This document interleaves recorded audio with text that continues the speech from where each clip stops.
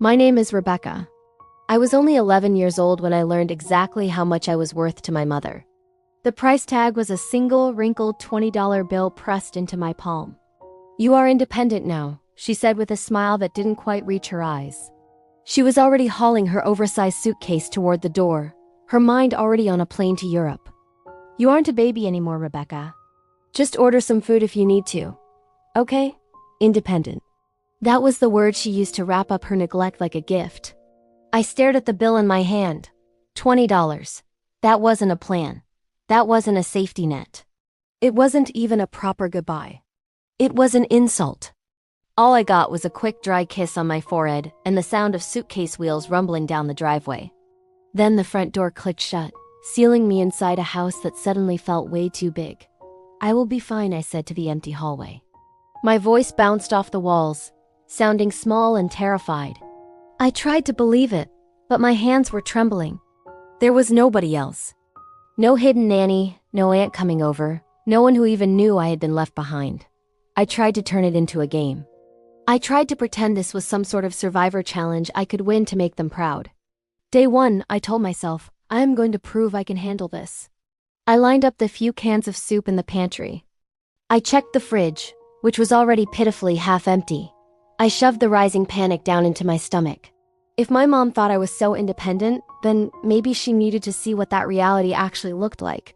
Because as the days ticked by, that $20 would vanish. The food would disappear. And the silence in our house would turn into something much darker than just loneliness. What my mother didn't know was that by the time she came back, the things she would find inside our home would make her whisper, "No, this cannot be happening." Do you want to know how being abandoned with $20 turned into the single decision that made my mom regret everything? Stay with me. I made sure she would never forget it. The reality check hit me about 10 minutes after their taxi disappeared. My mom had tossed a shiny emergency credit card on the counter before leaving. It was supposed to be the solution to everything. But there was a catch: she hadn't bothered to check. The card wasn't activated. And I didn't know the PIN. I found that out the hard way, standing in the doorway trying to order a pizza, watching the delivery app reject the payment over and over again. So it was just me. A useless piece of plastic. And $20. Day one was mostly adrenaline. I sliced bread paper thin. I spread peanut butter so carefully you could see the bread through it. I told myself real survivors know how to stretch rations. I even joked in my head that this would be a funny story to tell my friends later. By day three, the joke was over. The pantry looked like a wasteland. There were a couple of cans I physically couldn't open without a can opener I couldn't find. A box of cereal that was mostly dust. And a jar of pickles I despised. My stomach growled so loud it echoed in the kitchen. To distract myself, I turned on the TV just to hear human voices. I opened my mom's laptop and looked at her work emails, piled up like they were the most important things in the world. That was when I grabbed my school notebook. I wrote one word in big, bold letters at the top of the page: evidence. Underneath it, I scribbled the facts. Left alone at 11. $20 total. No food plan. No check-ins. I didn't know why I was writing it down at first. But seeing the words on paper made something shift inside me. If they thought I was old enough to be left behind, then I was old enough to remember. I was old enough to record. I was going to show someone someday how they chose a European vacation over their own daughter. I picked up my phone and opened the video camera. Day three, I whispered. My face on the screen looked pale and small. I am still alone. The emergency card is dead. I ate the last real food yesterday. I paused, swallowing the lump in my throat. If you are watching this, it means someone finally asked what happened to me. I saved the video and hid the phone. Part of me hoped no one would ever see it. But a darker, angrier part of me wanted that video to play on a giant screen the second my mother walked through the door. I thought about texting my best friend Emma, but I stopped. If I told her, I would have to admit that my mom didn't want me. That I was hungry, that I wasn't okay. So I sent a text that was a lie. "How is your trip?" I asked. No reply. She was probably sitting by a lake somewhere, eating a burger with her parents, not even looking at her phone. By day 5, the hunger wasn't just a feeling. It was a fog. I got dizzy when I stood up. I found a stale bag of cereal in the back of a cupboard and ate it dry, one flake at a time. I opened my notebook again, added a new line. Day 5. Still no call from Mom. Not even a text. Then I wrote one more thing. If I disappear, this book proves it wasn't my fault. That was the moment everything changed. This wasn't about surviving until she came back anymore. This was about what would happen to her when people realized what she had done. On day 7, my body was weak, but my anger was burning hot. I looked out the window. I saw kids on bikes. I saw neighbors walking dogs. Normal lives, normal parents. I looked at our empty driveway and whispered to the glass, "You chose Europe. Do you know what that choice is going to cost you?" As if the universe heard me, the doorbell rang. I froze. Cereal crumbs stuck to my fingers. No one ever rang our doorbell. The bell rang again, followed by 3 sharp knocks. My heart hammered against my ribs. For a second, I thought about hiding. Maybe if I stayed quiet, they would go away. But then a thought cut through the fear. What if this is it? What if this is the moment someone finally sees me? My hand shook as I reached for the handle. If you were 11, starving, and alone, would you open that door? Or would you keep protecting the lie? I cracked the door open just an inch. Standing on the porch was a man in a green jacket with my school logo on it. It was Mr. Hughes, the school counselor. "Hi, Rebecca," he said gently. "I have been trying to reach your parents. They aren't picking up. Can I come in for a moment?" My first instinct was to lie. To say they were in the shower. To say we were fine. But my grip on the door loosened. I stepped back. "Sure," I whispered. "I guess." He stepped inside. The silence in the house felt heavy, suffocating. He looked at the dishes in the sink, the empty counters, the bare fruit bowl. It all looked like a crime scene now. "Are your parents at work?" he asked. "They are in Europe," I said. My voice sounded flat, like I was talking about the weather. "For a month?" His eyebrows shot up. "And who is staying with you?" I swallowed hard. This was the line. The moment I could choose to protect them or destroy them. "Just me," I admitted. "They said I was old enough." His face changed instantly. The polite teacher look vanished, replaced by something sharp and serious. He pulled out a chair and sat down. "Rebecca, how long have you been alone?" "A week," I whispered. "Do you have food? Money?" I let out a small, bitter laugh. "They left me a credit card that doesn't work.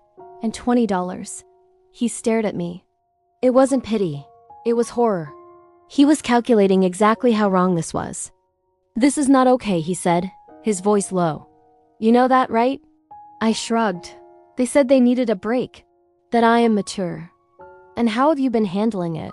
I wanted to say fine. But my eyes drifted to the notebook on the table. The word evidence stared back at me. "I have been hungry," I said, "and scared. And I have been writing things down. Just in case." "Just in case what?" he asked. "Just in case something happens to me. So nobody can say they didn't know." The silence that followed was heavy. Mr. Hughes leaned forward. "Rebecca, leaving an 11-year-old alone for a month with no food and no supervision isn't just irresponsible. It is dangerous. It is neglect. There are laws about this." Neglect. Laws. Those were big words. Words that belonged in courtroom dramas, not my kitchen. "What happens if someone finds out?" I asked quietly. "Agencies get involved," he said. "Child Protective Services. There could be an investigation. Your parents could face serious consequences." Consequences. That word echoed in my mind. My mother always loved that word. She used it against me all the time. Now it was coming for her. He didn't try to comfort me with fake promises. He asked, "Do you want help, Rebecca? Real help, the kind that makes sure this never happens again." Part of me wanted to say no. To just wait for them to come back and pretend this nightmare never happened. But the part of me that had been writing in that notebook was done pretending. "Yes," I said. "But if I say yes, what does that mean for them?" "It means they will have to answer for their choices," he said. "It means adults will finally see what you have been going through." I looked down at my hands. "Then help me," I said. "I want them to see exactly what they did."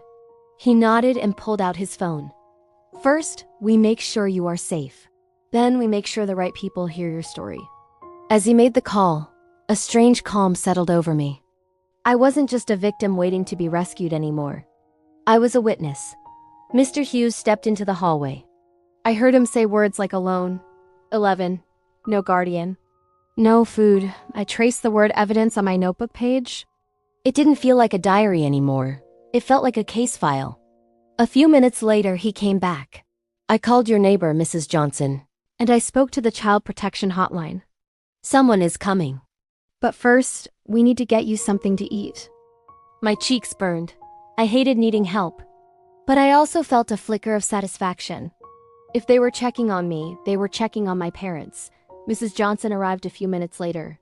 She looked at the empty cereal box, my pale face, the notebook. "Oh, Rebecca," she breathed. "Why didn't you come to me?" "Because I didn't want to look weak," I blurted out. "They always tell me I am mature." I thought asking for help meant I failed. "Asking for help isn't weakness," she said softly. "It is survival. And sometimes it is the only way to make adults face what they have done." That sentence hit me hard. Make adults face what they have done. We sat down and for the first time I told them everything. The suitcase, the broken card, the way my mom laughed when she said I was her little adult. "Can we show them this?" I asked, pointing to my notebook. "When the people from the hotline come?" "Yes," Mr. Hughes said. "In fact, keep writing. Write down what you felt, what you ate when you tried to call them." "So they can't twist it later," I murmured. "Exactly," he said. "You are allowed to protect yourself with the truth." Protect myself with the truth. That sounded a lot like revenge. And honestly, I didn't hate that. When the caseworker arrived, she didn't need me to say much. She saw the fridge. She saw the trash can with barely any wrappers. She saw the unused card. "How long have they been gone?" she asked. 7 days, I said. "They plan to be gone for 30. And who checks on you?" "No one, until today." "Do they call?" "Not since the airport." She sent a selfie from Paris. That was it. The caseworker turned to Mr. Hughes and Mrs. Johnson. "Thank you for contacting us." While they talked, I slipped away to the kitchen counter. I set up my phone one more time. I recorded the empty fridge, the lonely table, the caseworker's bag on the chair. "This is what our house looked like when they finally noticed I was alone," I told the camera. "This is what my mom will walk into when she comes back." I saved the clip. I wasn't just surviving now. I was documenting. The caseworker told me I wouldn't be staying alone again. I would stay with Mrs. Johnson while they investigated. I packed a small bag. As I looked around my room, I whispered to the empty air, "This is the place you left. But it is not the place you will find when you come back." Moving next door felt huge. Crossing that patch of grass was like crossing a line I could never go back over. Mrs. Johnson's house smelled like vanilla and actual food. She cooked spaghetti, and she let me help. "Keep the receipts," Mr. Hughes told us. "They show what wasn't in your house before today." So we taped the grocery receipts into my notebook. Layer by layer, we were building the case. As I stirred the sauce, I felt like all the anger inside me was finally turning into something useful. The caseworker asked for my mom's messages. I showed her the Eiffel Tower selfie. "Do you want to write a statement for your parents to read?" she asked. I grabbed my pen. "Yes. I want them to know exactly what this felt like." I wrote, "You said I was mature enough to be alone. But being mature doesn't mean I don't need food. You told everyone how hard you work, but you didn't notice your own kid was starving. By the time you read this, other adults will have seen what you did. If there are consequences, they aren't because I betrayed you. They're because you left me." I slid the paper to the caseworker. "Make sure they see this. I can," she said. "And I will." That night at Mrs. Johnson's house, I finally ate a real meal, spaghetti. It tasted like safety. But even with a full stomach, I knew the clock was ticking. My parents were coming back. And they were going to walk into a storm they never predicted. On the second night, my phone buzzed. It was my mom. Mrs. Johnson put it on speaker. I expected her to sound worried. I expected her to ask if I was hurt. Instead, her voice snapped through the speaker, sharp and angry. "Rebecca, what is going on? Why is a woman from Child Services emailing me? Do you have any idea what this looks like for our reputation?" There it was. Reputation, not safety. Not love, reputation. No, are you okay? No, I missed you. Just anger that she had been caught. I swallowed hard. They are involved because you left me, I said. My voice shook, but I forced the words out. You left me with no food and a broken card. You are exaggerating. She yelled. There was plenty of food. You are being dramatic. I cannot believe you would turn people against us like this. Mrs. Johnson leaned over the phone. This is Mrs. Johnson, the neighbor. I am the one who had to buy your daughter groceries because she was starving. This isn't about your reputation. It is about her safety. My mom went silent for a second. Then she hissed through her teeth. We will talk about this when we get home. And there will be consequences, young lady. The line went dead. Mrs. Johnson looked at me. She is right about one thing. There will be consequences. But not for you. 2 days later, the caseworker came to my school. Your parents moved their flight up, she told me. They're coming home today. My heart dropped. We will meet them at the house, she said. Do you want to be there? I thought about hiding. It would be easier to stay at the neighbor's house and let the adults handle it. But that felt like being invisible again. No, I said slowly. I want to be there. I want them to see me standing there. When we walked into my house, it didn't feel like a home anymore. It felt like a courtroom. The caseworker placed a thick folder on the kitchen table. Next to it, she placed my notebook, open to the page marked evidence. My phone was set up next to the notebook, displaying the video of me on day 3, looking pale and scared. Are you sure? The caseworker asked. Yes, I said. They need to see it. We heard the taxi pull up, then the sound of laughter. They were laughing. The front door swung open. My mom walked in first, wearing a trench coat and sunglasses, looking like she had just stepped off a runway. My dad followed, carrying bags of souvenirs. Their laughter died instantly when they saw the room. My mom froze. She looked at the caseworker. She looked at Mrs. Johnson. And finally, she looked at me, standing next to the table of evidence.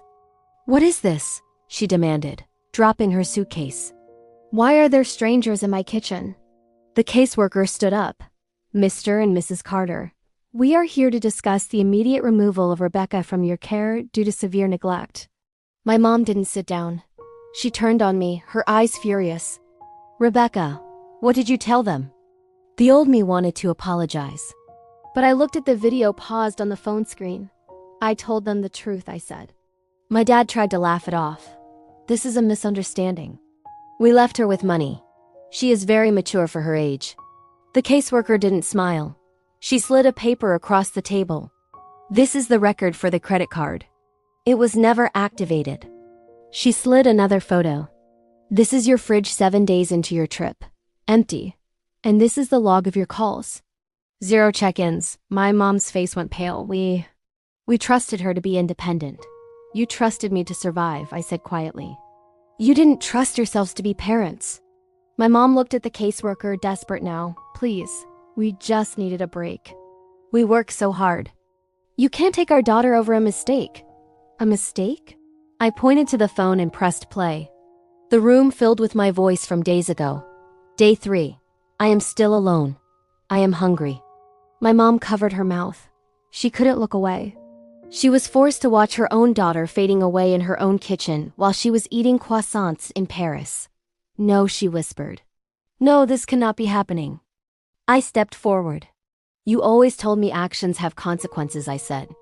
You told me that if I made a choice, I had to live with it. I looked her dead in the eye. Well, this was your choice, and this is the consequence. The caseworker spoke with a voice like steel. Effective immediately, Rebecca will be placed in temporary protective care. You will have no unsupervised contact until a court hearing. My dad slumped into a chair. My mom started to cry, reaching for me. Rebecca, please, tell them to stop. We can fix this. I wanted to hug her. I really did. But I knew if I went back now, nothing would change. I want to be safe, I said. And right now, safe isn't with you. Walking out of that house with my small bag felt strange.